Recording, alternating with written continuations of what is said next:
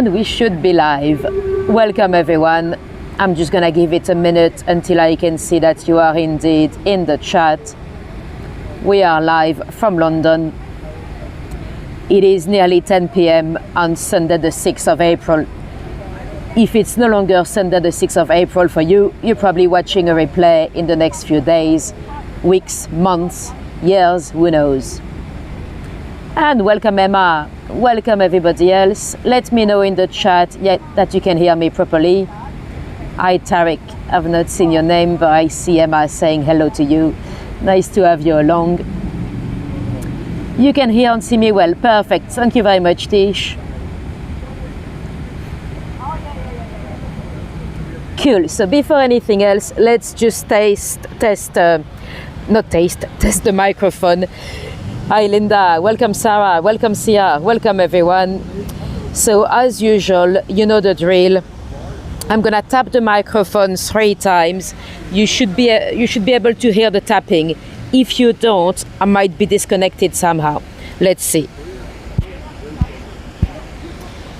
Let me know in the chat if you've heard the tapping.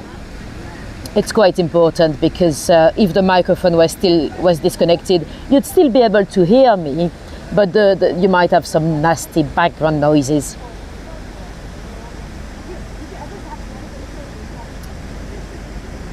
Audio signal perfect. Thank you, Sia. Thank you. So we've got about 7 minutes before to start. We're just waiting for everyone to connect.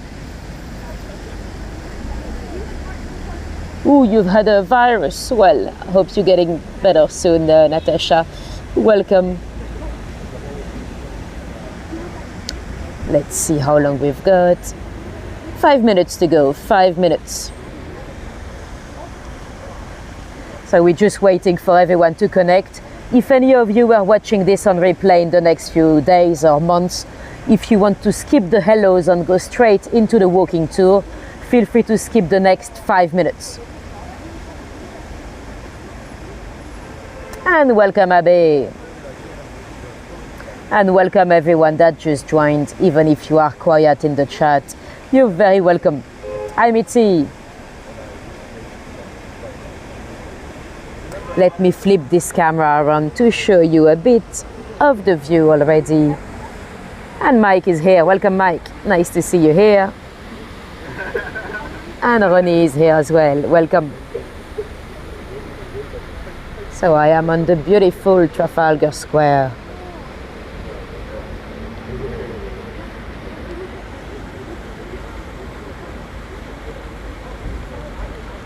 Oh, you watched the program about hotels? Cool. And welcome Emily and Carol. Nice to see you here. Yeah, my hotels in the Maldives were nice for the price.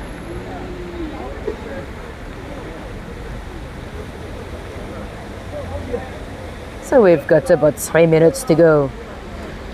If anyone was completely new to me, if you were wondering what's happening, what are we doing, if you've just randomly clicked on this live or on this video replay, I'm doing a little Monopoly tour. So I've been live at home on the Monopoly board, throwing the dice, and the dice have decided that today we'll go and explore the Strand.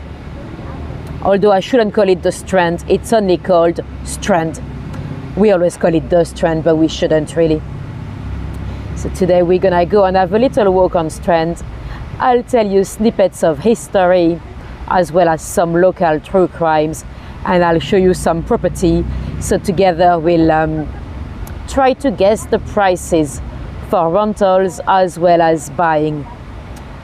So those Monopoly tours, it's always nicer to watch them live because you can interact in the chat and try to guess the prices as well. Because if you're watching a replay, you won't be able to guess. Well, you can still guess, but you won't be able to share your guess. So we've got about, let me check, 3 minutes to go. 3 minutes.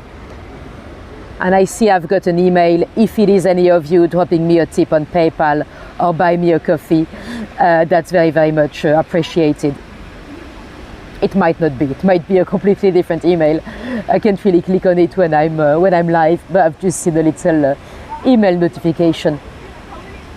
And welcome, Sandrine. Welcome everyone that just joined. I see the numbers going up. And welcome, Lee. Nice to see you here. You've missed the Monopoly tours, Laurie. Well, you know what? I'm gonna do them slightly less often because they're not very successful in terms of views and in terms of tips compared to the amount of work. So I want to finish the board. I want to do every single spot on the board, but I might do them slightly less often. Hi, Shaz. You know what? The last time I did the dice throwing on the board at home, you might remember, I actually lost some subscribers. You know, on YouTube on the data, it actually tells you if there's a particular video where you lose subscribers. I think I've lost 3, so it made me reconsider my Monopoly lives. I might actually do the dice live on Facebook from now on. Well, that particular occasion, I actually had signal issues, so that's probably why. But still, it's a little bit disheartening when you lose subscribers. Right, let me see what I've missed. Welcome everyone that just joined. We've got 1 minute to go. 1 minute.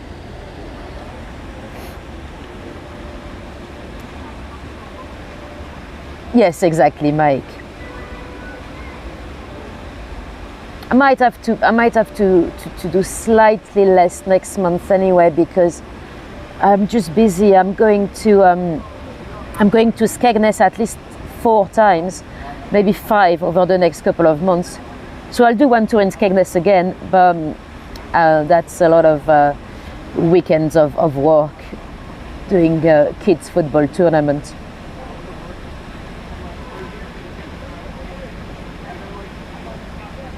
No, thank you, Shaz. Right, let's see what time it is. It is officially time to start. So welcome guys, it is 10 p.m. UK time, so it's time to go. If any of you was completely new to me, you're very welcome. I'm Natalie and I'll take you for a little walk on the Strand. Let's flip this camera around and let's go. So we are at the moment on the beautiful Trafalgar Square. I'm not going to tell you too much about Trafalgar Square today because it is also a Monopoly location and we've been here before quite a few times in my tours. This is the beautiful building of the National Gallery, and up here you've got the Nelson column with the lions from Landseer, the artist. He was a painter. He was actually not much of a sculptor, but he was one of the favorites of Queen Victoria. So she wanted him to do the lions. He didn't know how to do lions, so he had to get the bodies of a dead lion from the London Zoo actually in his studio.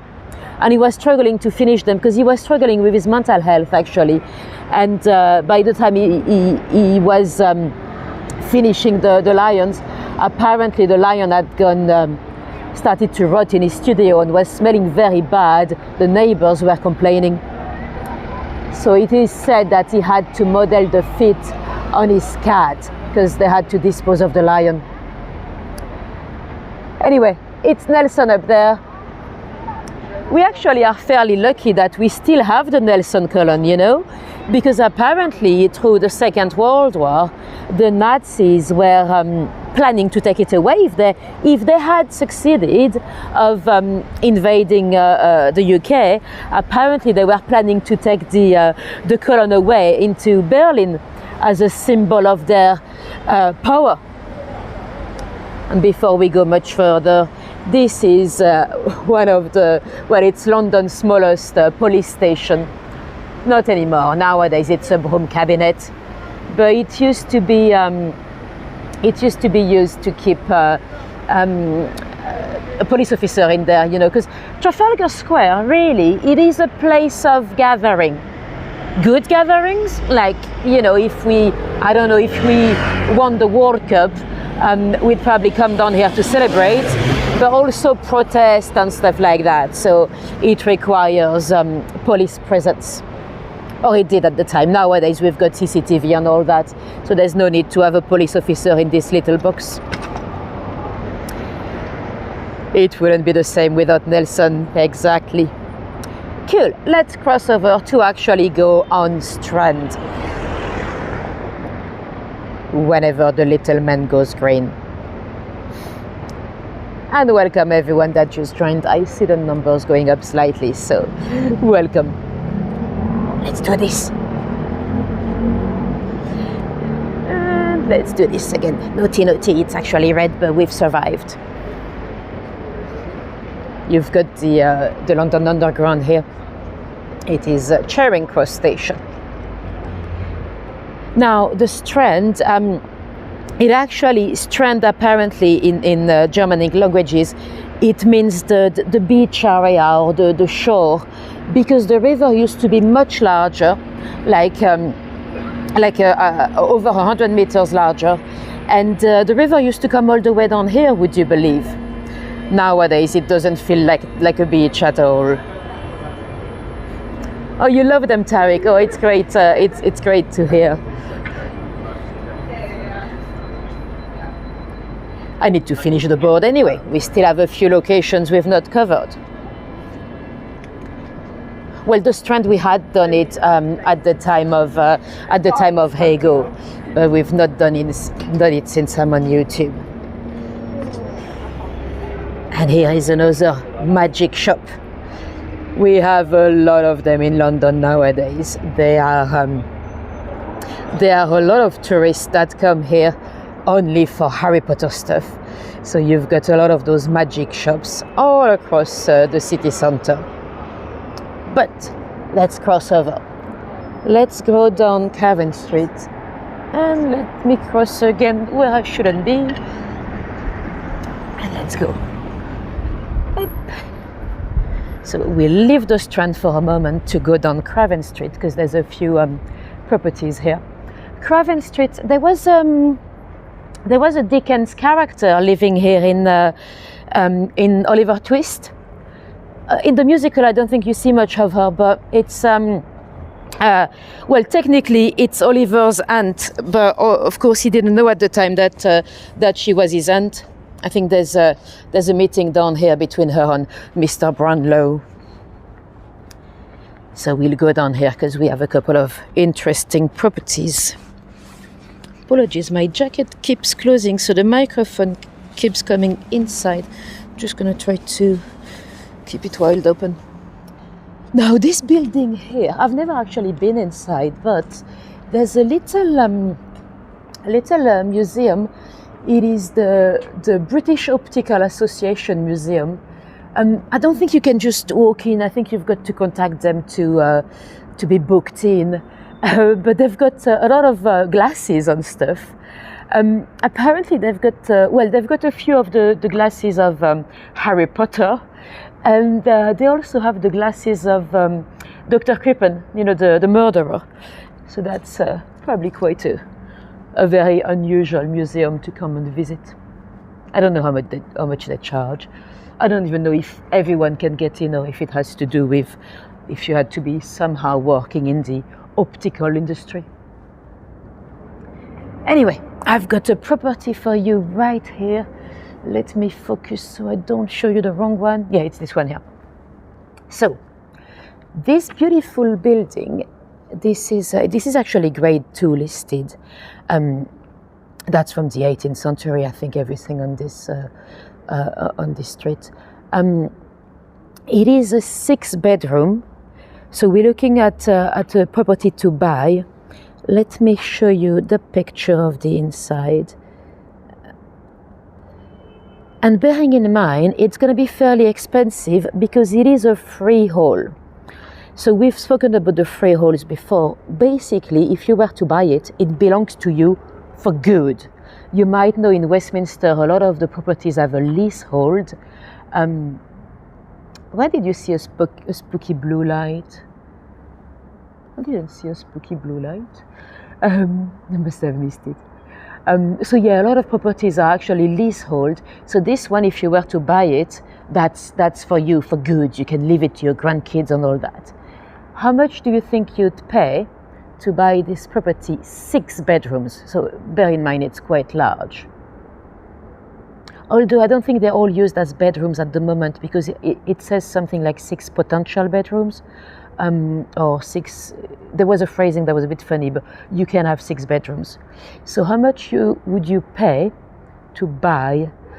Ooh, Laurie, you're quite close. It's a little bit more, if I remember right. But you guys are getting really good at this game. Linda, you're not too far either. It's a bit less. So Linda says 12 millions. Laurie says 6.5. AB says facts. Shaz, I think you're the closest one so far. Shaz says 7.8 millions. Tish, you know what? I think you're spot on. Mike, very, very, very close as well. 10 million says Sandrine. You're not too far either. Mitzi, you're very close as well. Sarah says 15. Let me show you the answer. Well done, Tish. So it's quite expensive, but to be honest, to have a freehold in this area, I wouldn't expect any less. Let me remove, and let's go down a bit to show you. I've got another one. I think it's a rental. So let's go down this way. Yeah, we should keep the score actually to see who's the winner of the night. So I've got one more down this side over here. I didn't have any pictures of the outside, so I don't know which one exactly, but one of these. And it is, let me double check so I don't say anything wrong. I think it is it's an end street. So it's usually when they call it an ensuite, it's basically one bedroom with a tiny little toilet. Sometimes you don't really have a shower. So it's an ensuite in a flat share. So the kitchen you see on the picture, you'd have to share it with the flatmates or the landlady, whoever it might be. So how much would you pay for this ensuite? So that's basically a room in a flat share with your own toilets or your own shower. Sometimes it's not even both. So we're looking to rent. Sorry, I should have said that earlier. So we're looking for a price monthly. How much would you pay monthly to live in one of those with flatmates? It probably is the landlady, or it could be another random flatmate. So we're looking for a monthly rent for an ensuite. How much do you think you'd pay monthly? As you're guessing, let me show you this beautiful little pub here, the Ship and Shovel. It's the only pub in London that's divided into two sections. Tariq, you're not too far. It's a little bit less. Tish, it's a little bit less. Ooh, Linda, you're quite high.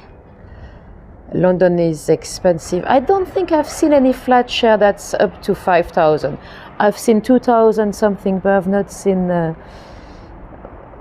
Ronnie, Laurie, you are a bit high as well. Ooh, Mike, you're a bit low. Even I pay more than 700 and I'm in Camberwell. But I'm not sure I'd like to live here though, because it's so central. You know, if you want to go do your shopping, you have to go into Sainsbury's, the local Tesco's, and you have to queue with all the tourists and stuff. It's not like if you could go shopping at Lidl. Julie, you're quite close. Sarah, you know what? I think you're pretty much spot on.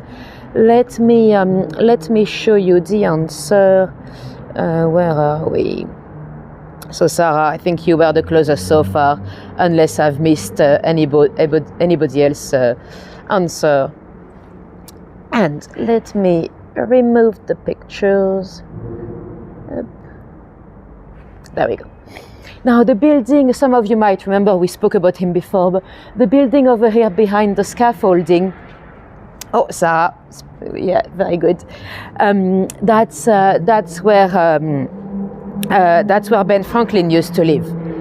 Some of you might remember we talked about him. He actually lived here in the 18th century. He spent a lot of his time in America, but he lived here on and off for a while I think it was in the 1750s. And apparently he was married, but his wife was in America, I think. Apparently he was spotted by someone kissing his landlady, and maybe even her daughter.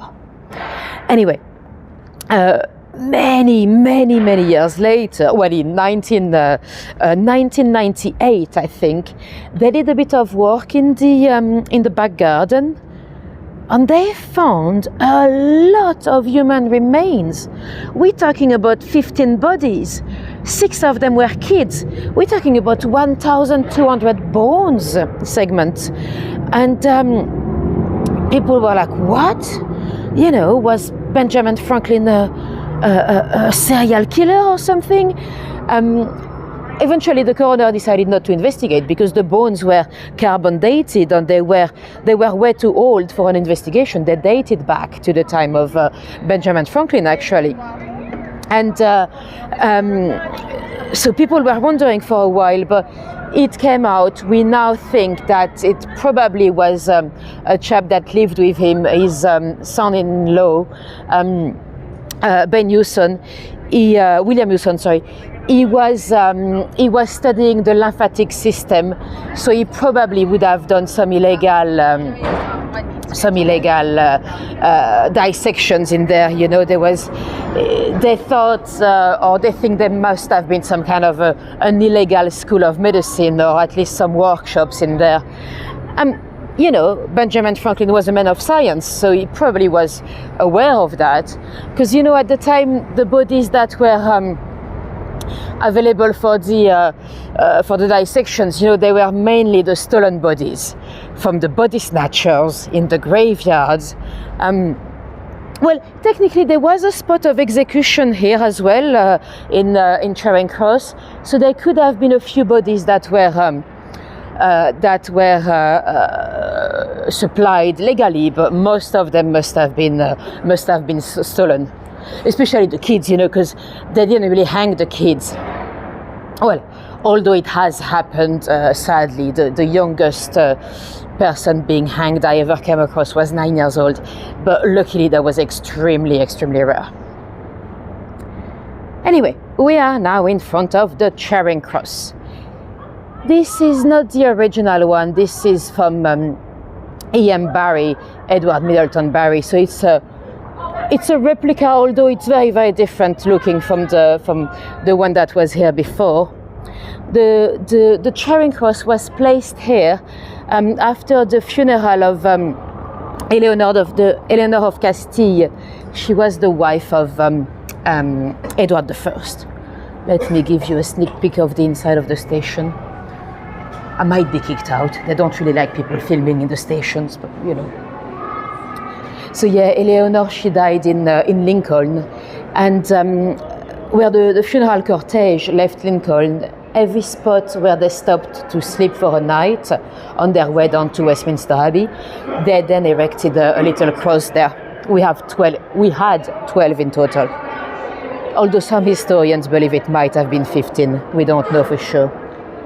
And most of them are gone because with the the Civil War and all that, they actually removed a lot of them.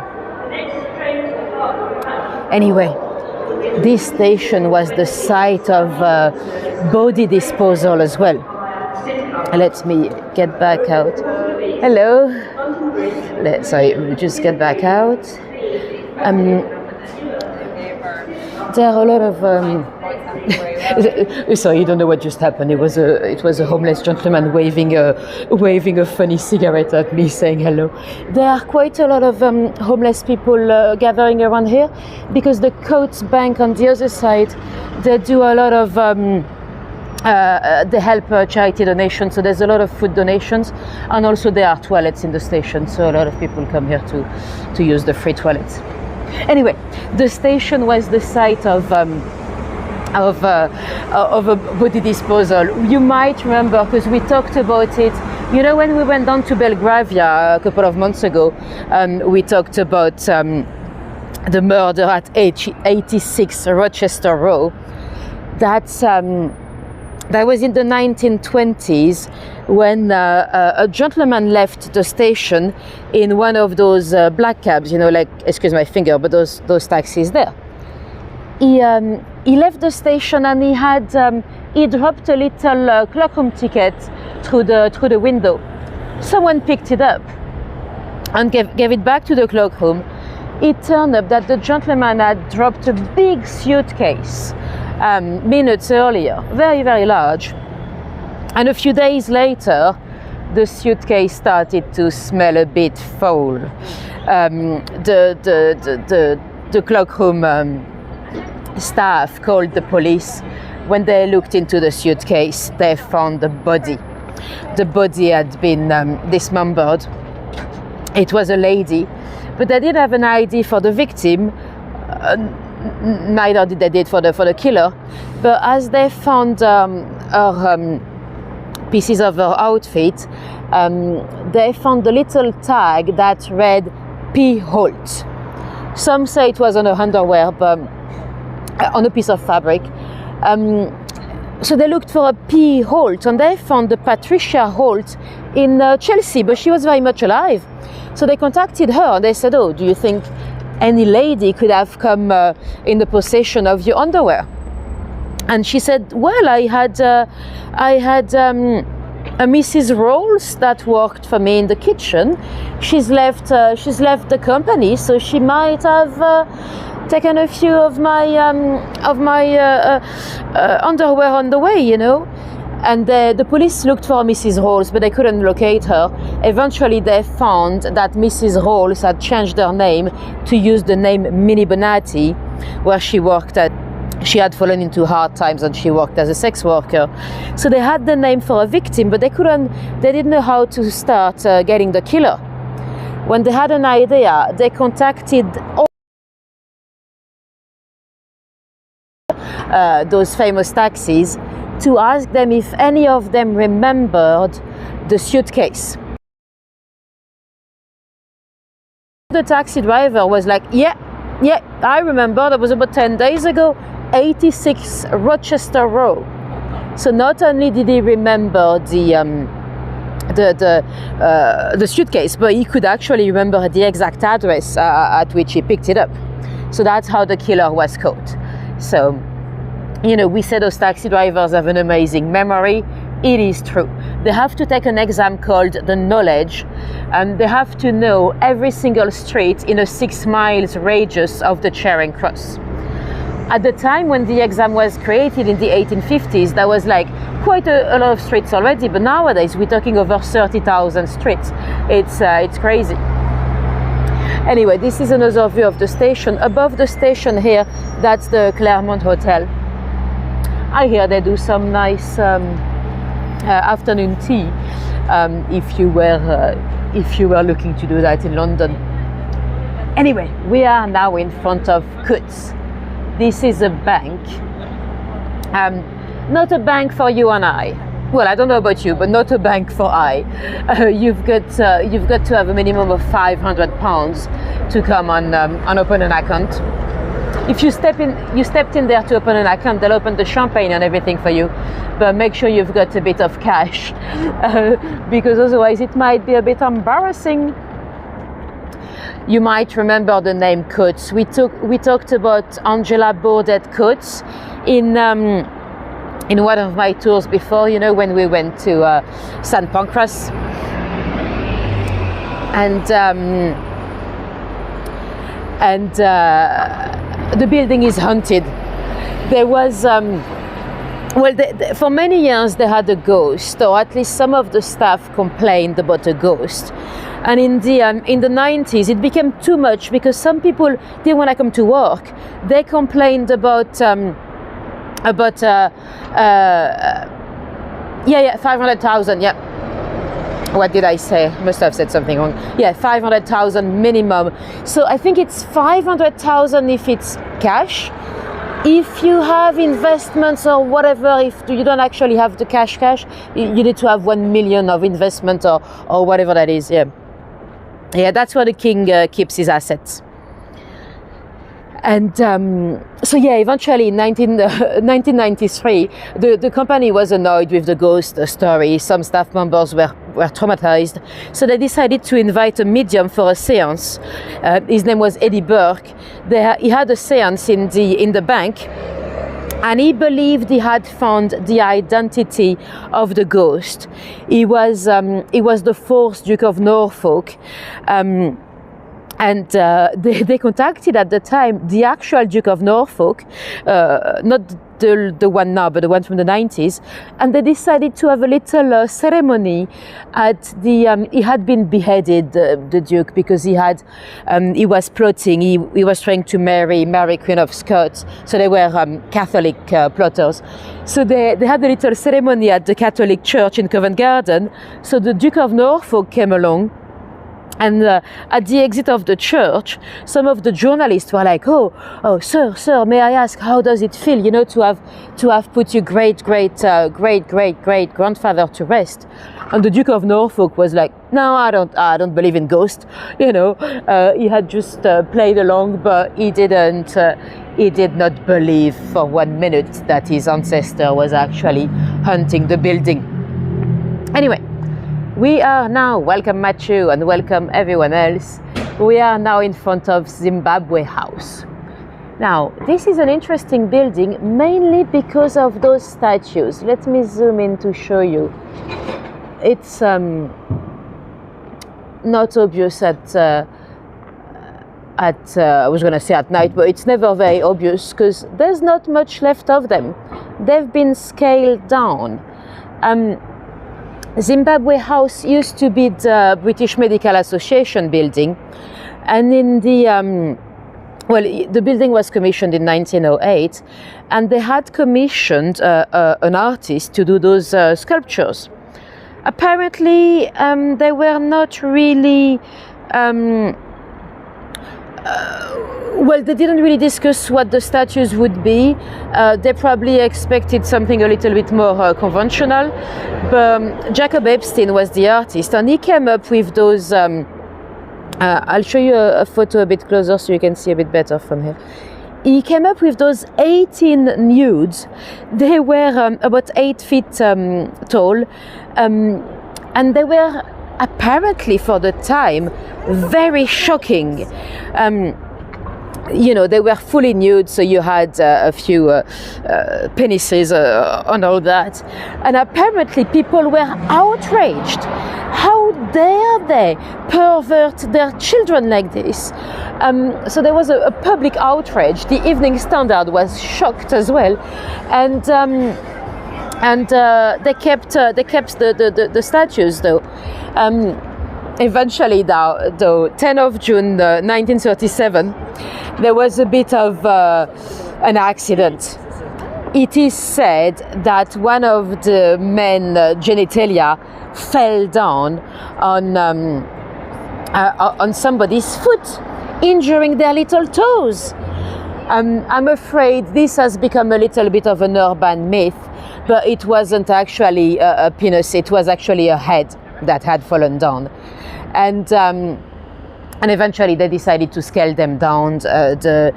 When it became an embassy, no one really liked those statues ever, so they've all been scaled down.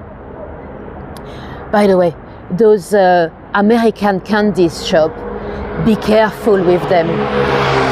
I don't want to point out at this one in particular, but apparently they're all money laundering. With COVID, a lot of shops closed, because people were shopping online for everything. And so many shops on Oxford Street and in Westminster were closed. And all of a sudden, you had at least like 20 or even 40 American candy stores opening. And one of my friends at the time had told me that they were all money laundering, but I was a bit skeptical, I was like, really? I mean, surely if that was the case, if my friend knew, everyone knows, so surely HMRC and the police and the council would be after them, right? So I didn't believe it. And a year and a half later, it was all over the news that Westminster Council was closing on those American sweet shops doing money laundering. So apparently it was true. This one has survived, though, so they might actually be selling sweet. But you know, people don't really buy that much sweets nowadays, you know, because everyone is into healthy eating and stuff. Anyway, let me show you. At the top of this building here, I've got an apartment for you. This one is gonna be to buy. We don't see much of it because I think it's literally at the top up there on the last floor. Hi Marty, and welcome anyone else that might just joined. Let me double check before I say anything wrong. So we're looking at a 3-bedroom to buy. So you're looking to buy a 3-bedroom all the way there on the rooftop. Let me get you the pictures. How much would you pay for this beautiful 3-bedroom up there? So we're looking to buy. Why would you buy American candies when you can get British ones? Well, I don't know, Tish. It never made sense anyway, because the vast majority of people here are tourists. So why would they want American candies when they're coming to visit Britain? And also, American candies are a bit... well, a lot of them are illegal anyway in the UK, because sometimes the same brand, in the US they have a lot of additives that are very dangerous. So the same brand, it's actually not fair, but the same brand are much healthier in Europe than they are in America. Although with Brexit we might have lost some of those standards, sadly, because the EU was pushing food safety. I don't know if the new regulation is that strict. Anyway, 4.5 says Shas, a bit more. Tariq says 8 million. I think it's a little bit less. Mitzi, you're very close. Mike says 7.2. You want Cadbury? Yes. Well, you know what? There's one American candy I like. It's the Reese, you know, the peanut butter chocolate. But they're full of GMO. Anyway, let me show you the answer. Poison dye, yeah, exactly, Mitzi. And the very same brand in Europe, they actually use some natural dyes. I think, I don't want to say anything wrong, but I think it's the case with Skittles. Very different recipe in Europe and in the US. Oh, Ronnie, you were very close. I think you might have been the closest, Ronnie. Well done. They make your hand shrink. Ooh. Cool. Let me remove this and this. We are now in front of the Adelphi Theatre. Some of you might remember when we did the tour in Covent Garden, we talked about a murder that happened at the back. The murder of Victorian actor William Terrace, that was stabbed in the back. Well, he was stabbed in the back. I mean, at the back, in the back. You know, in his back, at the back. So I'm gonna manage eventually. So yeah, you might remember the story by another actor that was a little bit jealous and that was struggling with his own mental health. And there was also a ghost story. Apparently, the very minute he was killed, his wife had some kind of a sighting at home. Not a sighting, but the dog started barking like crazy. Anyway, we might have a flat just up there, or it might not be there. On the website I looked for them, the picture was of this site, but the pin drop was much further, so I'll make you guess much further. I don't think it changes much of the price anyway, so I think it's it's probably a bit further down. Let's look at the souvenirs. The king is quite well done, this one, I like this one. Look, they've got Prince Harry as well. Oh, maybe I should buy Prince Harry. Not that I'm a big fan of Harry anymore. I don't think his behavior has been acceptable. And there's a scary Mr. Bean up there. He looks a bit creepy. Anyway, let's go. Let's go and see a pub where sadly there was a murder as well. We talked about, ladies falling pregnant in Victorian times and struggling with the consequences. Really, in the UK, the act of abortion was only put down in the law in 1803. Before that, it was kind of a grey area. But in Victorian times, you were not allowed to try an abortion, but you had to keep your baby as well. Otherwise, you'd try to give them to baby farmers and all that, and we know how that ends up. We've talked about Olivia Dyer on this type of horrible cases of baby farmers in the past. Straight ahead, by the way, it is Covent Garden, but we're not going there today. And anyway, there was a young girl that worked at that pub. Young, 26, I think she was at the time. In Victorian standard, it's actually a bit old. She would have been, she probably would qualify as a spinster, really. The pub, so this is across the street, this is the Coal Hall today. It has moved, it was a little bit further at the time. It was a pub in a basement that had a reputation of being a bit naughty. There was a gentleman's club inside, and they used to do orgies and stuff like that. Anyway, Maria worked in the kitchen, so she wouldn't have seen much of the deprivation in the pub itself. And she somehow fell pregnant. That was fairly obvious. She was living on the site with her colleague. She had been asked if she was pregnant, but she said no. And at the time you didn't have the public sewer or anything, so you had those chamber pots under your bed. She probably already had tried an illegal abortion, or they used to take those medicines or whatever it might be, but it had not worked. So the Coal Hall is still a lovely little pub today. Let's go down the back street. Let's go down Farting Lane. I've just very casually called it Farting Lane. Those of you that are regulars to my tours, you probably remember why. It's Carting Lane, but we call it Farting Lane because of the lamp. Anyway, so she might have already tried before to have some kind of an abortion that did not work. And one night she was very unwell when it was fairly obvious that she was unwell. So her friend with whom she shared the room was like, "Oh, you okay? You okay?" "Yes, I'm okay." But she could see blood everywhere in the room, and she could see a little bundle of clothing on the floor. And at the time, so if you had a miscarriage at the time, you'd have to show the baby to a doctor anyway, just to assess that it was indeed a miscarriage. Otherwise, you'd go down for concealment, and that could be deportation, or if it qualified as murder, you could be hanged as well.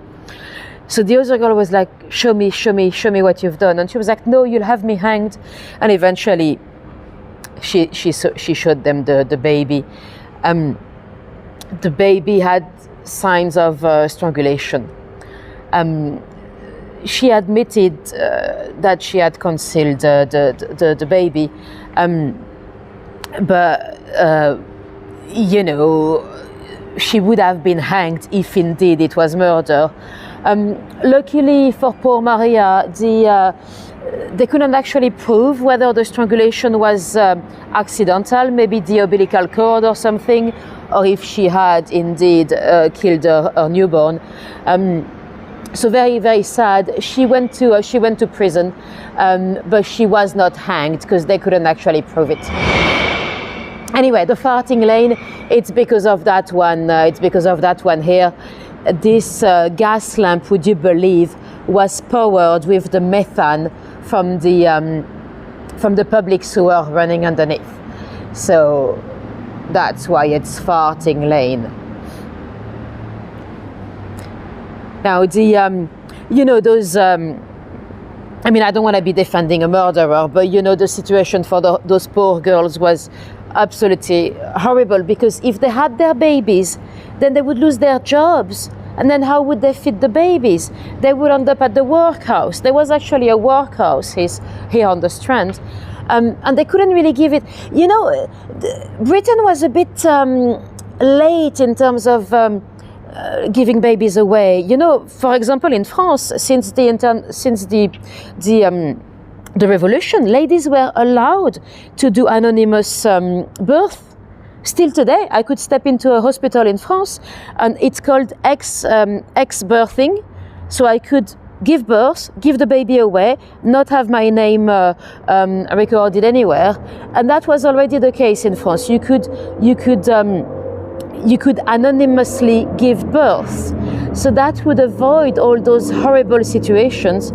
And even when you didn't do that, you had a lot of cities in France where you had those baby hedge, you know, those little most of the time it was like a nunnery or somewhere with religious people inside. So you'd have a little drawer or some kind of a little door. You'd put the baby inside, and the nuns would get him, and you know, and that was sorted, you know. So that would avoid all those murders and baby farmers and all those horrible infanticides we had here in the country, sadly. Oh, thank you, Linda. That's very much appreciated. Anyway, to an extent, I blame Henry VIII, because, you know, in Britain, the churches, they used to take care of the poor. You know, those hospitals and stuff, they were run by the church. And when Henry VIII split with the Catholic Church, he confiscated a lot of the buildings that used to belong to the church. And the church suddenly was struggling to take care of the poor. And that's when they had to reorganize everything, creating the poor law guardians and the workhouses and all that. Because before that, that was the job of the church with Christian charity to take care of the very, very poor. So yeah, to an extent, I blame Henry VIII. Anyway, I've got another property for you.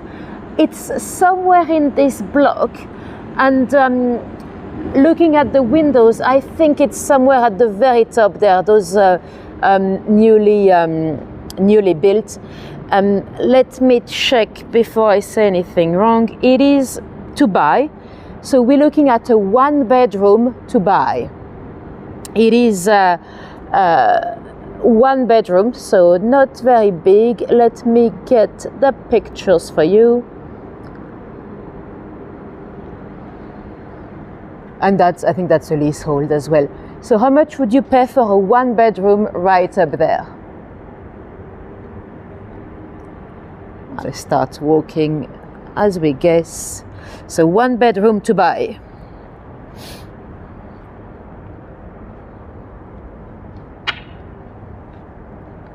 And we'll go back towards the Coal Hall pub and then back on the Strand. So 1-bedroom to buy, how much do you think that cost?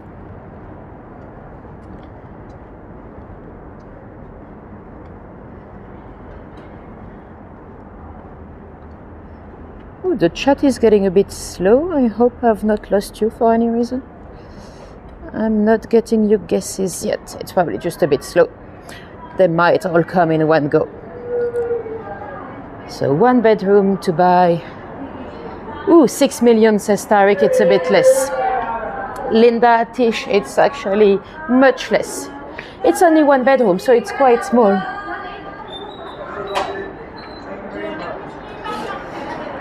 Mitzi, you're the closest so far, but it's a bit less. The thing with those leaseholds is that you never know how many years are left on the lease anyway, so it's a bit harder to guess. Laurie, you're the closest so far. I'm just gonna give you 1 more minute. so the coal hole is closing for the night. It's a lovely little pub. I went in there to pee earlier. Okay, let me show you the answer. Sorry, it's not working. There we go. 1.5 million. Not too bad for the area, to be honest, not too bad. Right, let's move those things. And let me show you the Savoy.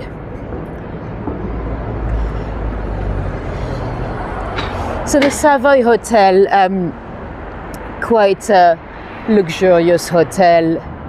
It is. It's also linked to a couple of dark stories, but I'll tell you later on, otherwise I've got too much to tell you in one spot. Some of you might remember this cat. This is Caspar. See the bush is shaped in the shape of a cat. This is Caspar the cat. And here in the Savoy, it's the only street in the UK where we drive on the right. You see in on the right, out on the left, so you drive on the right inside. Very, very confusing for everyone. Apparently it has to do with back in the day when the ladies wanted to come straight from the theatre to the entrance, getting out on the horse and carriages on the right inside. But who knows? I think they do it to confuse tourists. There's another hotel on the other side. This is the Strand Palace Hotel. There was also a very sad murder inside. Well, manslaughter, really. To be honest, Very sad story. It's Bernard Smith. He was an American, 67 years old.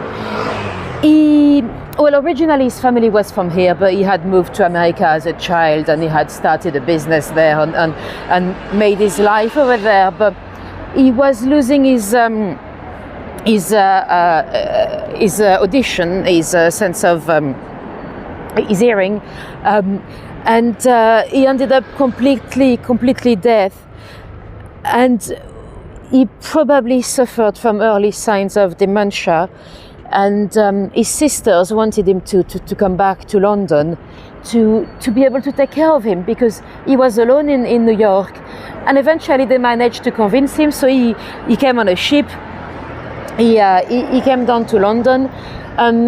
He agreed to have a joint account so they could the girls could keep an eye on his money because sadly he was kind of losing his mind. So they had him here, so then he could meet with his sisters. He had people to talk to. He could lip read, so he could communicate fairly well. And he was staying for the time being in room 622 here at the Strand Palace Hotel. And probably due to the dementia, he started to be a bit paranoid. Well, at least we think it is paranoia, and he decided to go back to America. His sisters had to agree, although they were not really happy to see him go on his own. And eventually one morning his sister Lila came to help him pack. He had a ship leaving from Southampton going back to New York in the afternoon. And we don't know what happened. He probably due to his paranoia, he was suspecting his sisters of wanting his money, basically. And he kicked his sister to death. He then left the room. The police was looking everywhere for him all day. And eventually they found him 9 hours later on Waterloo Bridge. Straight ahead there, that is Waterloo Bridge. So very, very sad story. When he got caught,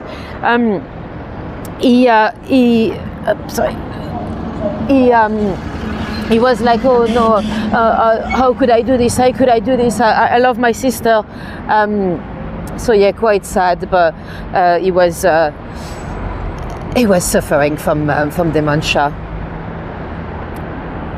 Anyway, I've got another flat for you, the one that we don't know if it might be behind me, the building I showed you earlier, or in that building somewhere at the back.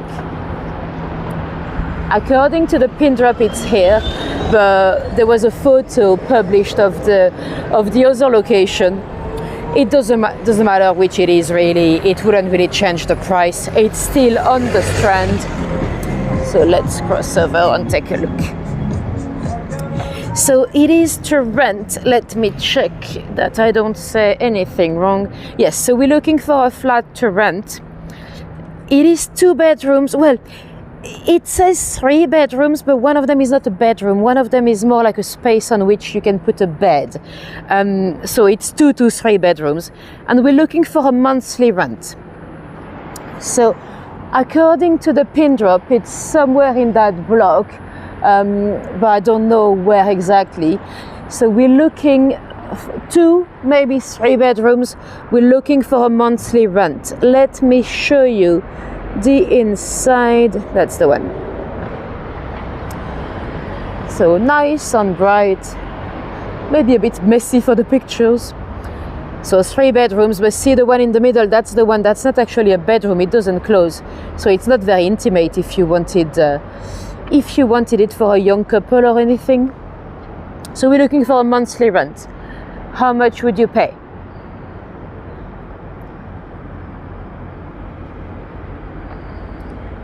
Monthly rent, 2 to 3 bedrooms.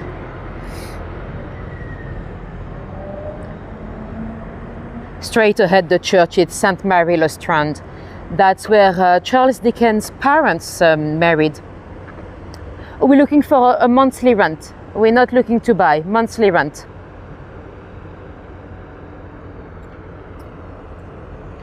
$2.5 says Mike. Shaz said 2.9.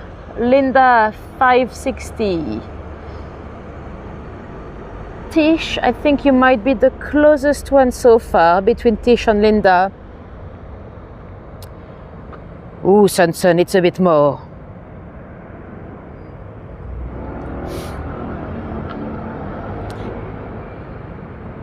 Just gonna wait for a few more guesses and I'll show you the answer. Laurie, you're not too far, but it's a bit more. Well, you'd have to think that 1 room in London is minimum 1,000 in a flat share. So 3 rooms, it'll be over 3,000 anyway. Anywhere. So here it's even more.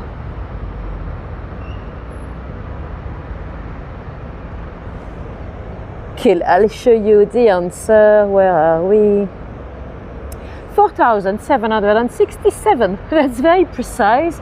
I wonder why not 4,766 or 4,769, but it is 4,767 pounds a month. Oh, Julie, you're not too far either. Now, let's go and take a look at some eggs. Some of you might have seen in my on YouTube, I posted a little short the other day. We have 120 Easter eggs, all painted by different artists that have invaded the streets of London. They'll be here till the 27th, I think, of April. They have been painted or decorated or even sometimes shaped by different artists. They are on auction, so you could actually auction them. They have an app, so they're coming with an app, so you can vote for them. You can try to catch them all. Although one of them is inside of Buckingham Palace, apparently. I saw a picture of Camilla with the egg, so I don't know how you could go and catch it. Yeah, exactly, Martin. Why not?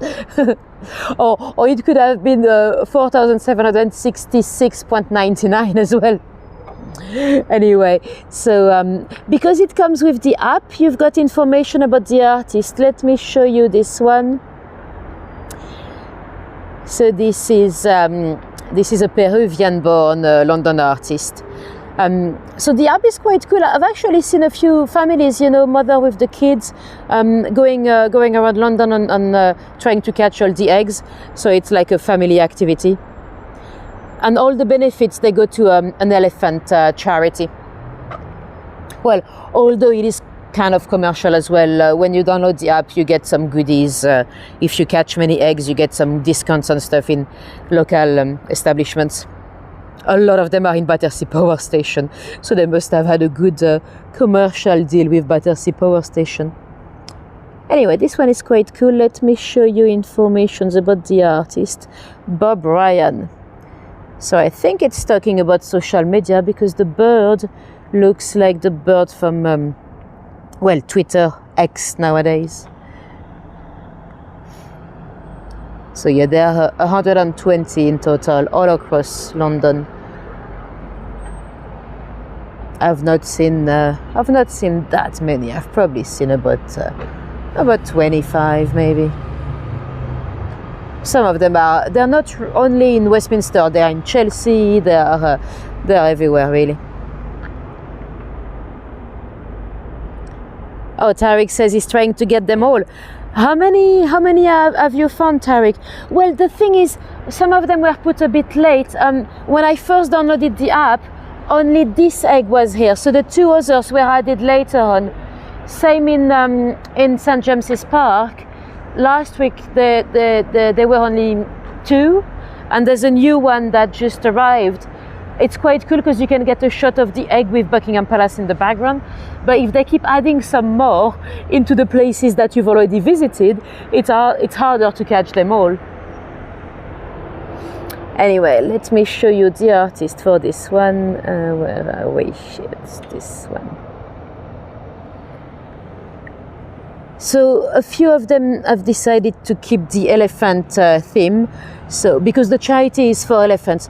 I think I've read on the app today that they've raised 22,000 so far, because all of them are going to be auctioned. 22,000, it's not much, because I don't know how much it cost them, to design an app and to get permissions. And so I guess they're hoping to make much more. But let's see. We'd have to keep an eye at the end of April to see how much they've made in total. And let's go and take a look at Somerset House.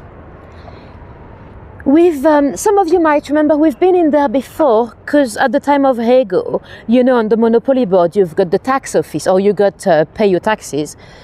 So I had to take you somewhere in London related to tax. So I came here to Somerset House because it used to be the tax office. Well, it's got an interesting history. It actually used to be a royal palace in Tudor times. At the time of Edward VI, the young boy that was Henry VIII's son, because he was so young, he had like a tutor, the Lord Protector. Cool, it's still open. Let's try to go in, so I'll show you a bit of the courtyard. I'm gonna be semi-silent because I don't have any official permissions to go inside, so I don't want to be kicked out, but I want to show you the view. They have an art exhibition inside with some kind of fabric. They look like bed sheets that are drying, but it's art.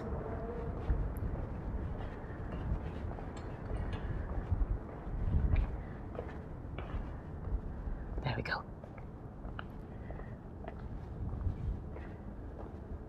Beautiful building.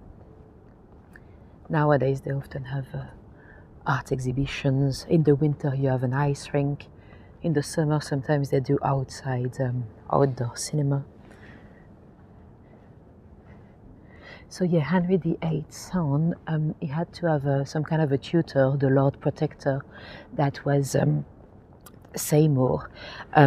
What's his name? Thomas Seymour? Yeah, I think it's Thomas. He was the Duke of Somerset, and he had a palace built for him over here. And he was actually beheaded. He was accused of treason. He was related to Jane Seymour, and he had his own narrative, and is the one that also maybe abused a little bit of Elizabeth I when she was young. Anyway, was beheaded And you know, often at the time when someone was beheaded, their properties would go to the crown. So the property became royal property. And that's when Queen Elizabeth I moved in as a young princess before to become queen herself. She lived here for a while. And then the palace became, it basically became a queen's palace. You had Elizabeth I, you had Henrietta Maria, you know, the wife of Charles I, the one that was beheaded, so the French wife. You had Anne of Denmark, so that's James I wife. At the time, they actually had renamed it Denmark House at the time of Anne of Denmark. So quite a few queens lived inside at one point or another, and through the Civil War, it was taken by the parliamentarians, and then after that, it slowly became the tax office. It used to be at the time originally where they did the stamps on the newspaper, because at some point all the newspapers in the country had to be stamped to prove that they paid their taxes. So that's where they. So that's where they did it. The tax office moved in, I think it was in the early 2000. So yeah, it went from a palace at the time of Edward Seymour, not Thomas, Edward Seymour, to become a tax office. And then nowadays, well, actually, the east wing of Somerset House belongs to King's College. So this is King's College over here.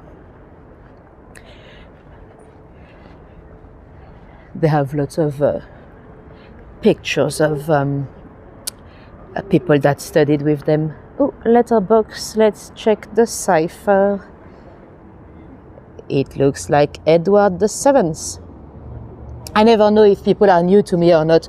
When I talk about the cipher, I talk about this. So ER7. So that's Edward VII's Rex, Queen Victoria's son. His name was actually Albert, because when they access the throne, they choose their names. They don't have to go with their first name. So Albert was Edward VII. Same for George VI. Queen Elizabeth's dad, he was also called Albert. So, yeah, George VI was called Albert. Edward VII was called Albert. Queen Victoria was called Albert. No, just kidding. Victoria, she was called Alexandrian. Victoria was her second name. They often choose their second names. Anyway, this is a ghost train station. This used to be Strand Station, and then it became Aldwych Station, and now it is closed. Well, it's closed to the London Underground, but it's actually still open for movies. So I'm sure you've seen the inside. The inside has been featured in many, many movies. If you've seen the movie about the Krays, I think there was even a Superman or something, Sherlock. So maybe there were quite a few movies filmed inside. Laurie, no. So Laurie is asking if I've seen any of the letterboxes for Charles now yet. No, I haven't, but I probably will see soon, because now there are a few of them. There was only one in Cambridgeshire for a while, and in the last few weeks there have been many more. I know there's one in Brighton, so I might go down to Brighton at some point, in the summer. So hopefully I'll see one. And there's a new one in Wales as well. There are at least, I think there are at least 4 or 5 now. Oh, the Deaf Line was filmed there as well. Oh, that's good. I didn't know. Yeah, there's a long list of movies. A lot of them I haven't seen, but yeah. Yeah, they have a full train platform that they can rent for movies. Through the Second World War, they used it as a shelter, of course, a bomb shelter, but they also used it to store some of the items from the British Museum, like the marbles, the Elgin marbles and stuff. Now, at the top up there, see all the way to the top there's a lovely roof garden and stuff. That is Soho House. This is one of the Soho houses. There are a few.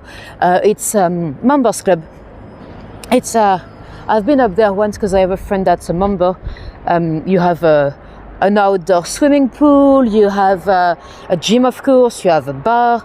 You have you even have a little recording studio if you are into podcasting. It's not as expensive. You might have heard of the Soho House in Soho. That's where Meghan and Harry met.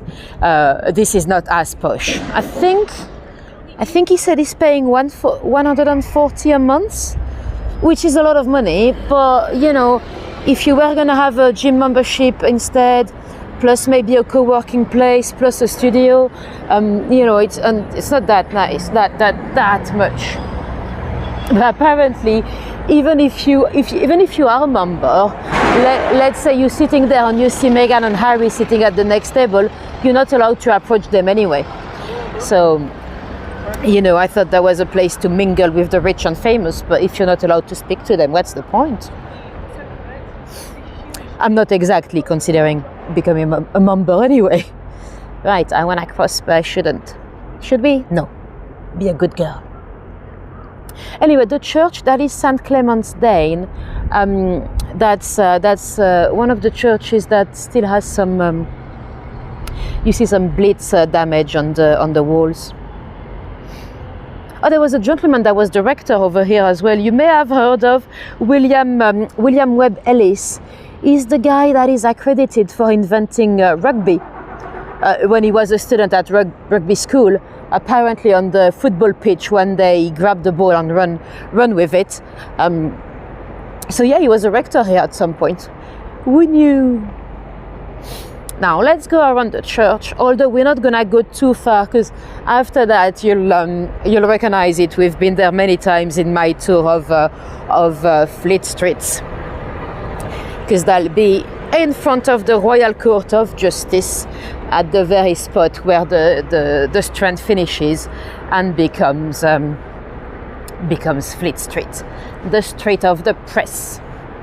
Not anymore. You don't really have any journalists based here anymore, but back in the day, that's where all the main publications had their head office.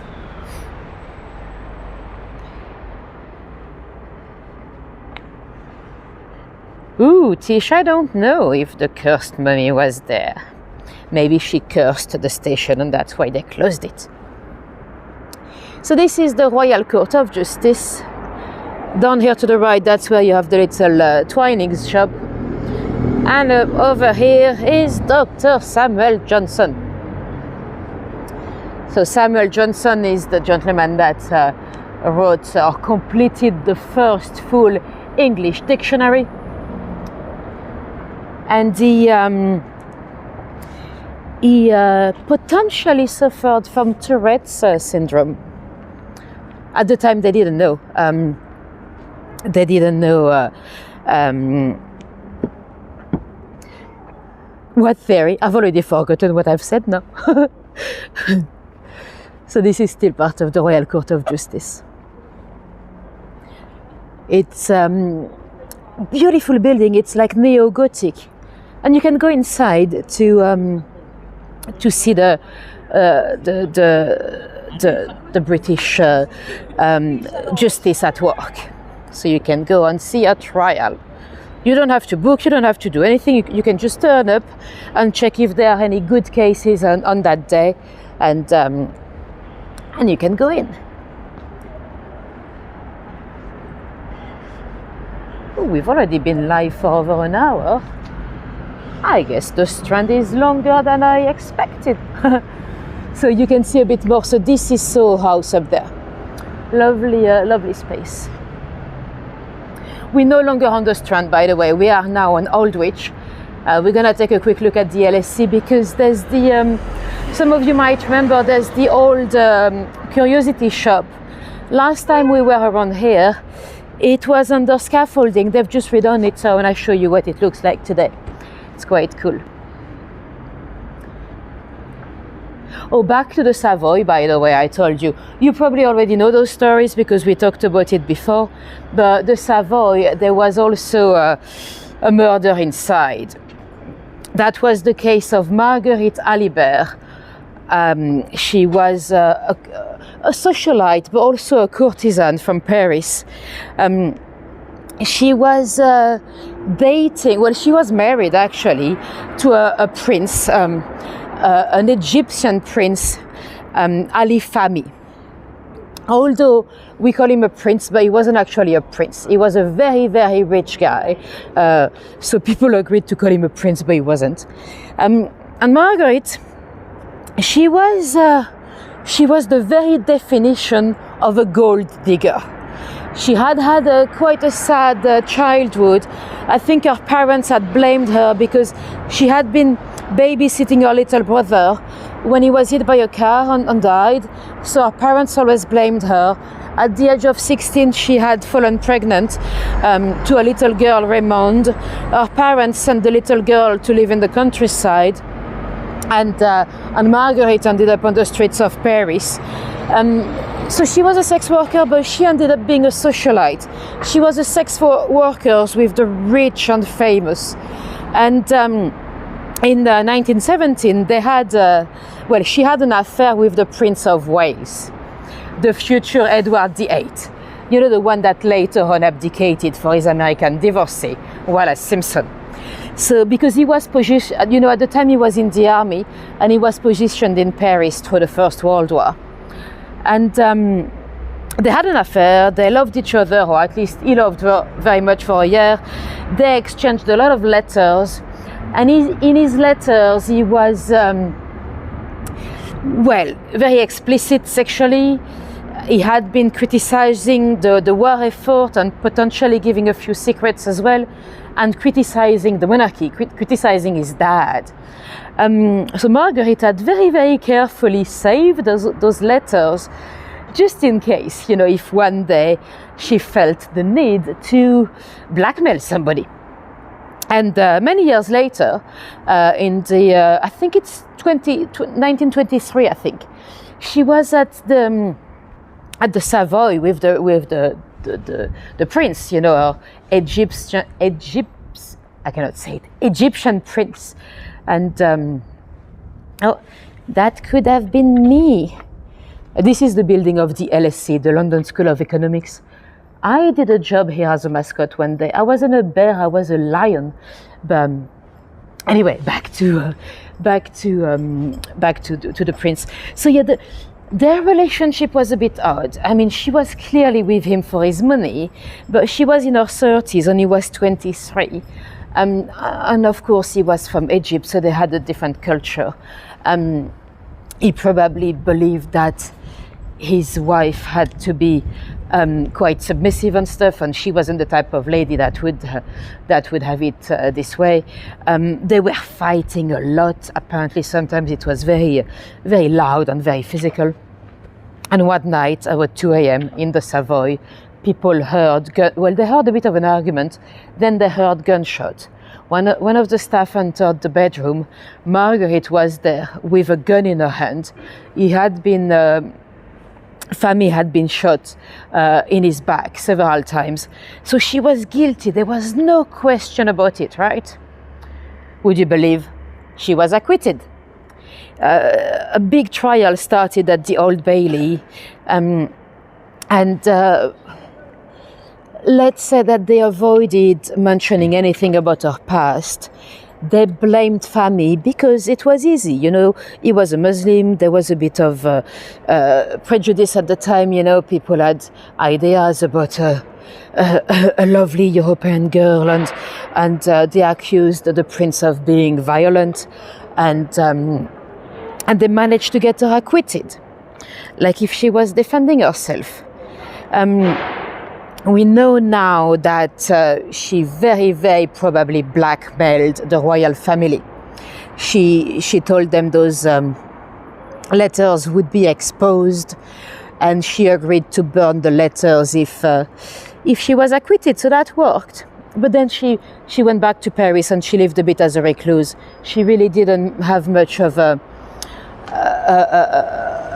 popularity after that. That's quite a cool version of the globe. That's where my family is, Noumea. It's next to Brisbane. Well, at least my brother and his family. And my dad most of the time. Although my dad is coming to London next month. Anyway, let's go and see the curiosity shop. So yeah, it's an interesting little story. We know it is true because, so you know, the baby she had partially abandoned and given to live in the countryside, little Raymond. She had a child, and although the letters they are nowhere to be seen, that grandson of Marguerite, he claims he's got he's got her diaries, in which she mentioned the deal with some people of high positions.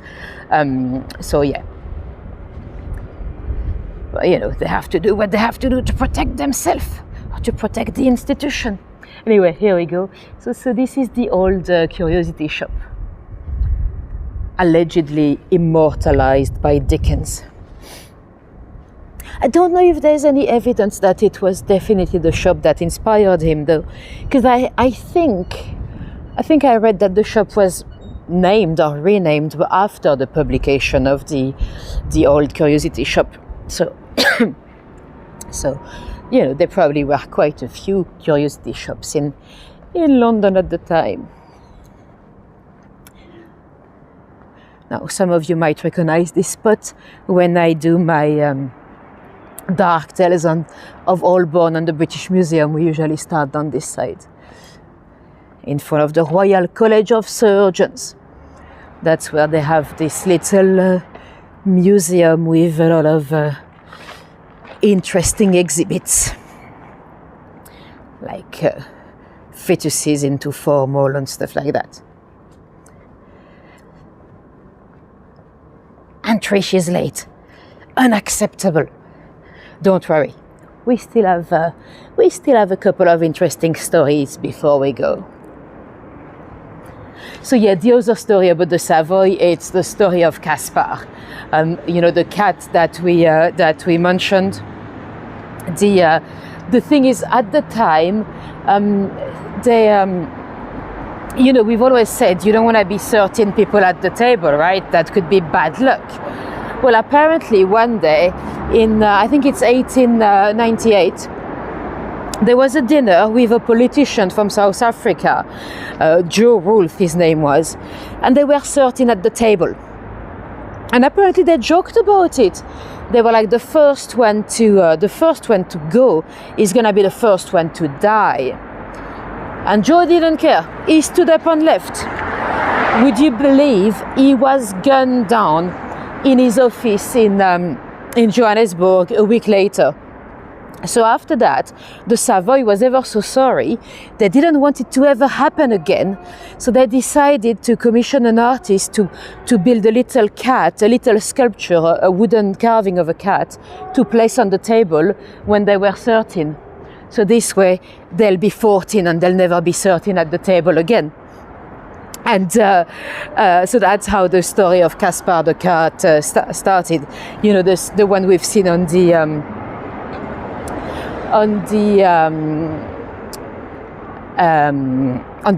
monument. Now, not the monument, it's a bush monument, the one we saw in front of the hotel. Anyway, we are now on Wild Court. It's going to be a dark little alleyway, and in Victorian times it was even darker.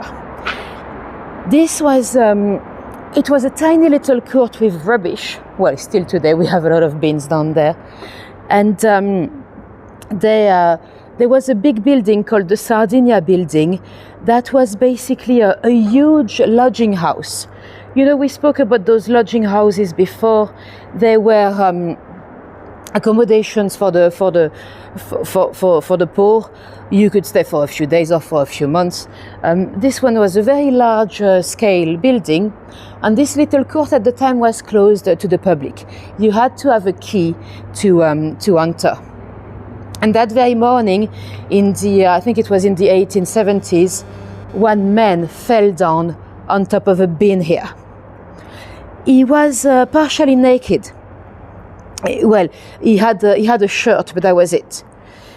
And the police didn't know where to start, because they were like, okay, if it was mugging or anything, why would they have lifted up the body to take it behind a railing and to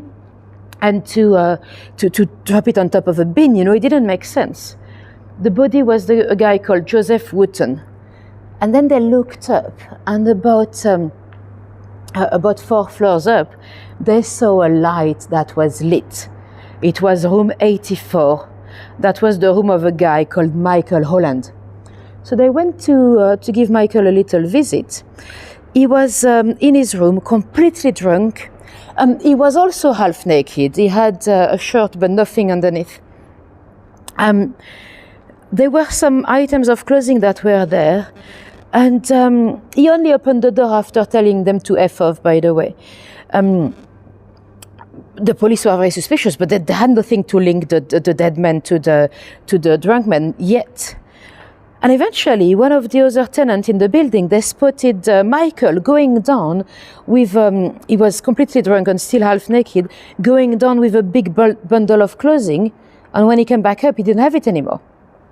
So the police went on look. They found behind the toilets, they found the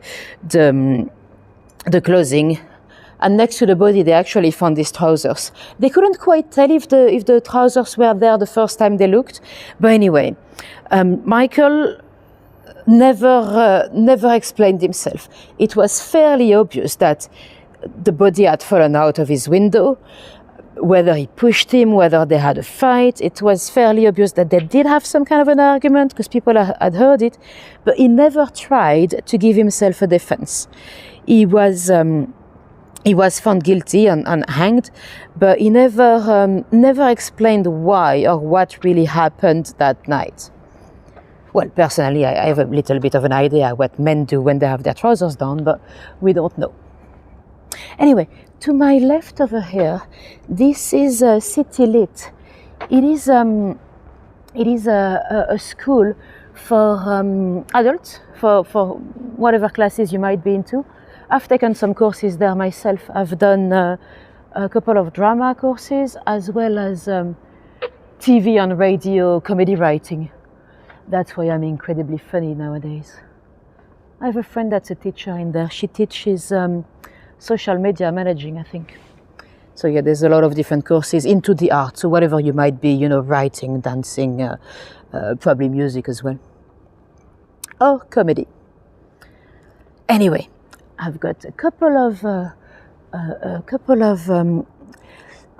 flat shares for you. So this beautiful building here, you might recognize the style. It is a Peabody building. We talked about George Peabody before.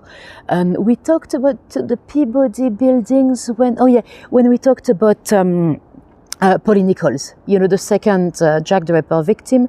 She was herself, they've done a film course. Yeah, they've got some good courses. Yeah. When we talked about Polly Nichols, she spent some time in a Peabody building. So they were some of the first social housing, thanks to an American gentleman that gifted millions to have them created. In Victorian times, though, you had to be of good morality to live inside. That's why Polly couldn't stay there, because she was an alcoholic, sadly. Anyway, I have a couple of apartments inside.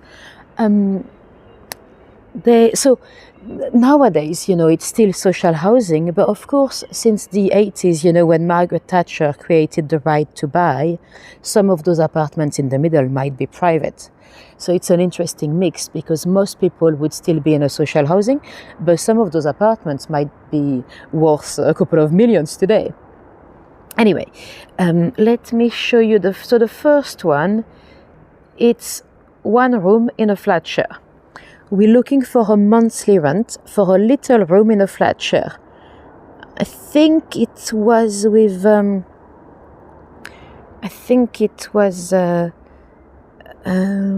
it might have been an N Street. Hold on, let me find it. Double room. Just want to make sure I'm not showing it. Yeah, okay. So,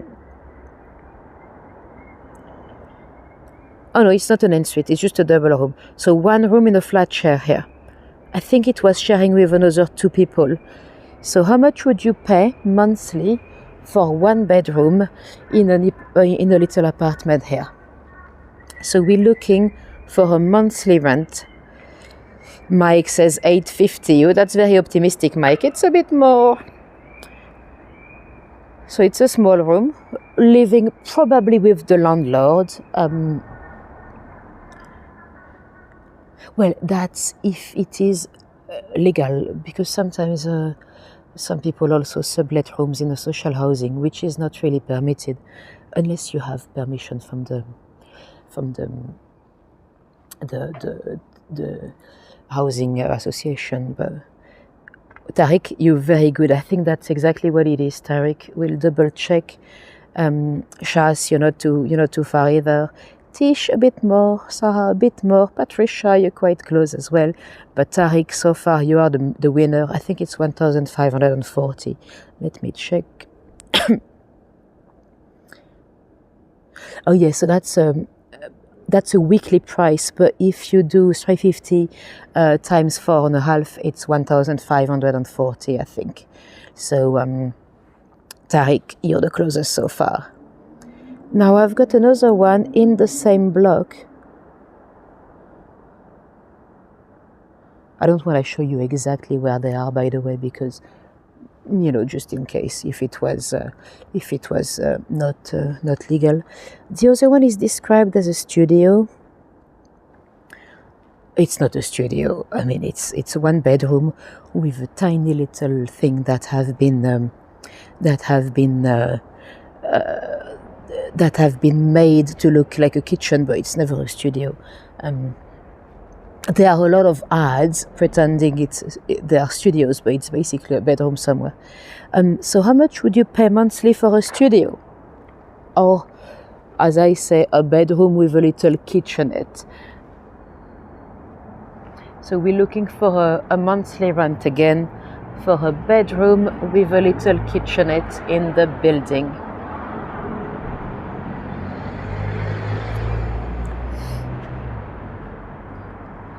So realistically, it should be a bit more than the last one, because the last one was just a bedroom. This one is described as a studio. You probably share some of the communal areas anyway with the landlady or the landlord. Linda says 1,300. It is a bit more. Tariq, it's a little bit less, but you're not too far. Laurie, you're the closest so far. Sarah, you're not too far either. Shaz says 1,475. You're going very precise as well. A bit more, tiny bit more.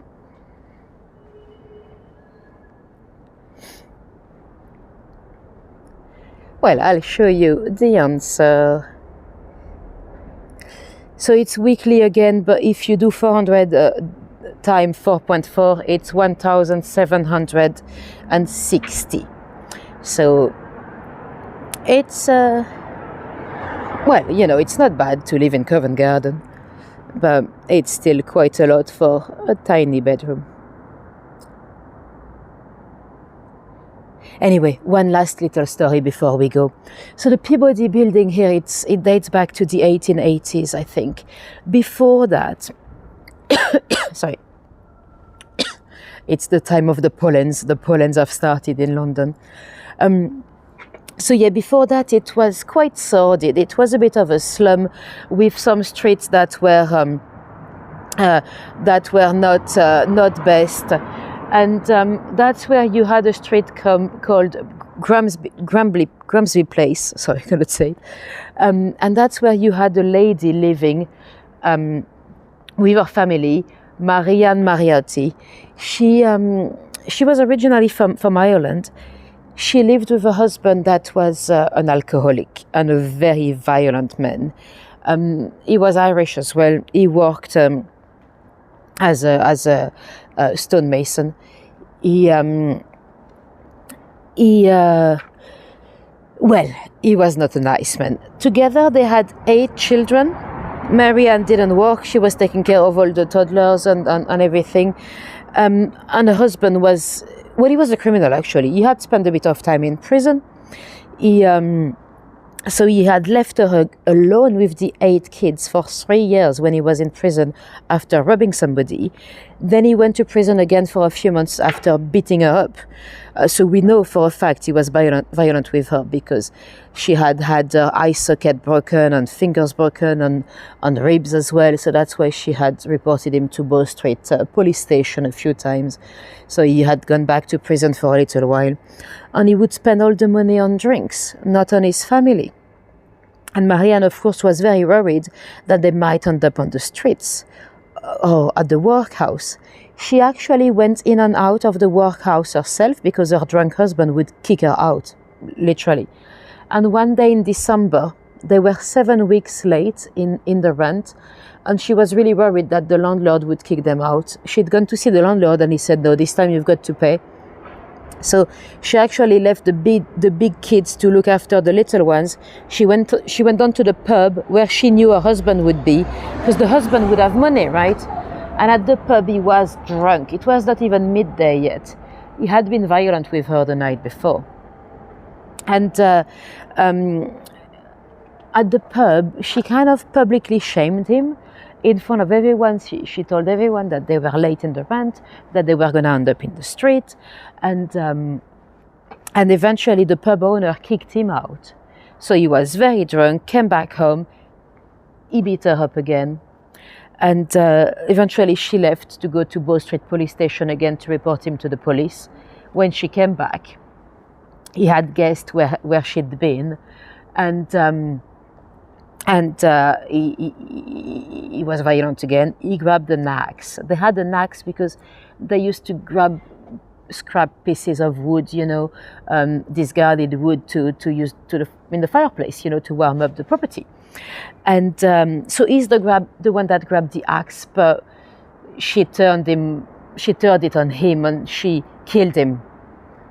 Or so she believed. A little while later, one of the neighbors, John, entered the flat. They found Marianne with the axe and the dead man with blood everywhere. And then at that point, he moved. Although his skull had been smashed, he moved. He was not dead yet. So he was taken to the hospital, and he was able to speak. And, he said that she's done it. He died a bit later. So she was, of course, going to be judged for murder. She actually went down for provoked manslaughter, but she was jailed for 8 years. And her kids were taken away. When she was released from prison, she ended up living alone in the workhouse in Woolwich. So she finished, she was trying to protect her family from a violent, drunken man, and she ended up, splitting from the family. And ended up in the workhouse anyway. So very, very sad story. And she was a Catholic, being Irish. So she probably, even if she had wanted to, you couldn't get a divorce that easily at the time, but even if she had wanted to try a divorce, it would have been against her religion anyway. And how would she feed 8 kids, So yeah, very, very sad story. And that's going to be the last one for tonight. So thank you very much, guys, for coming tonight. Let me know in the chat if you have any questions before we go. Let me flip this camera around. So if you want to see a bit more of me, on Thursday we're going back to West Norwood Cemetery. So hopefully I'll see you there. We'll talk about the case of Charles Bravo and all that. And the week after we're going back to Vauxhall. So we'll talk about spies on squatters and probably a few murders as well. Thank you, Tish. Thank you, Ronnie. Thanks, Linda. Thanks everyone for coming tonight. It's always a pleasure to have you along. Let me know in the chat if you have any questions for me. If any of you dropped me a little tip on PayPal or buy me a coffee, it's very, very much appreciated. I don't see them live over here, but big thank you anyway. Where am I now? I'm still on the same street, so I'm still by the Peabody building. I'm at the border of Covent Garden. If I kept going, I'll have the Théâtre Royal Drury Lane just there. And straight down, you'll end up in Covent Garden Market. So I'm literally meters away from all those theatres and all that. That's the beauty of London, it's that it's all mixed. So you've got some social housing right in the city centre, as opposed to many capitals like, you know, in Paris, you wouldn't have that. Some might say that Paris does a bit of ghettoization, but it's true. In France, you wouldn't have the social housing right into the old city. Oh, this is not the old city. It's not the city, but it's the center. Cool. Thank you, Patricia. Thank you, Laurie. Thank you, Mark. And thank you, MP. So hopefully I'll see all of you on Thursday, and if not, I'll see you the week after in Vauxhall. Thank you for coming tonight. Have a great evening or a great morning, whatever time it is for you, wherever you are in the world, and I'll see you soon. Bye bye.